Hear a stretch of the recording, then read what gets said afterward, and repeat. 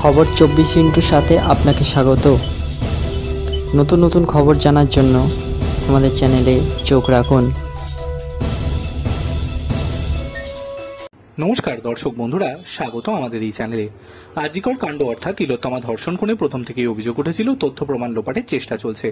সেই বিষয়টা তিলোত্তমার বাবা মা থেকে শুরু করে আন্দোলনকারী চিকিৎসকরাও বলেছেন। সেই একই কথা সুপ্রিম কোর্টের অবতারণও করা হয়েছে, আর সেই অভিযোগের সত্যতা প্রমাণে আরো বেশি একটা সুদৃঢ় প্রমাণ সামনে এসেছে।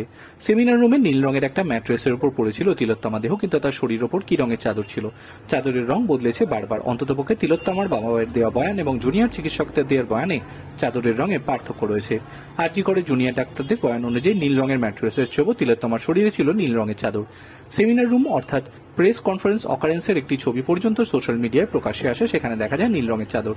কিন্তু যখন বাবা মা তাদের মেহ দেখতে পান, বদলে গিয়েছিল চাদরের রং। বাবা মায়ের দেওয়া বয়ান অনুযায়ী চাদরের রং ছিল সবুজ।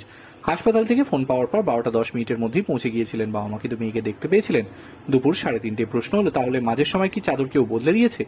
তিলোত্তমার বাবা মা বলছেন, তখন আমার মেয়ে বেডের ওপর শুয়েছিল, পা দুটো ছড়ানো ছিল, কিন্তু সবুজ চাদর ছিল। কিন্তু তোমাদের ছবিতে দেখছি নীল চাদর। আমরা যখন দেখেছি সবুজ চাদর, কিন্তু চাদরের রং নয়, বডির পজিশন ও দুরকম ক্ষেত্রে দুটো। তিলোত্তমার বাবা বলে পাগুলো ছড়ানো ছিল, দুটো পা গদির ওপর ছিল, কিন্তু তোমাদের ছবিতে দেখছি একটা পা ম্যাট্রেসের বাইরে ডায়াসের ওপর রয়েছে। নিশ্চয়ই আমার মেয়ের দেহ কেউ সরিয়েছে। তিলোত্তমার বাবা আরো বলেন, পুলিশের ইন্দিরা মুখোপাধ্যায় কিছু জানেন না, ওখানে ছিলেন না। তাহলে জোরের সঙ্গে কিভাবে সত্যি কথা বলছেন? টোটালি মিথ্যে কথা বলছেন। সব পুলিশের কাজে এরা কোনো ঘেরা ছিল না। আমি এটা 3:30 সময়ের কথা বলছি। ইন্দিরা মুখোপাধ্যায় যে কথা বলছেন সবকটাই মিথ্যা। এক্ষেত্রে উল্লেখ্য, DC central Indira Mukhopadhyay place of অকারেন্সের বর্ণনা দিয়ে সাংবাদিক বৈঠকে বেশ কিছু তথ্য খাড়া করেছিলেন। সেখানে সেমিনার রুম চত্বরে বহিরাগতদের ভিড়ের ছবিও দেখিয়েছেন পুলিশ কর্তা। তার বক্তব্য, তিলোত্তমার মা বলেন, 10টা 10:30 সময় ভিডিওতে যে লোকদের দেখা গিয়েছে, ইন্দিরা মুখোপাধ্যায় বলছেন বাড়ির লোক ছিল, আমরা তো তখন পৌঁছইনি, আমরা 12:10 পৌঁছেছি। আমি পুলিশের পায়ে পড়ে কেঁদেছি, মেয়েকে দেখতে দিন। আমি বলেছিলাম আমি ছোবো না, কিছু করবো না, আমার মেয়ের মুখটা দেখতে দেয়নি। তিলোত্তমার বাবা বলেন, ওরা তখন দরজা বন্ধ করে ভেতরে কিছু একটা করছিল আর কি, প্রমাণ লোপাট করছিল। চাদরের রং বদলালো কিভাবে? পুলিশ আর কলেজ কর্তৃপক্ষ কি প্রথম থেকেই ধামাচাপা দেওয়ার চেষ্টা করছিল এই রেপকে?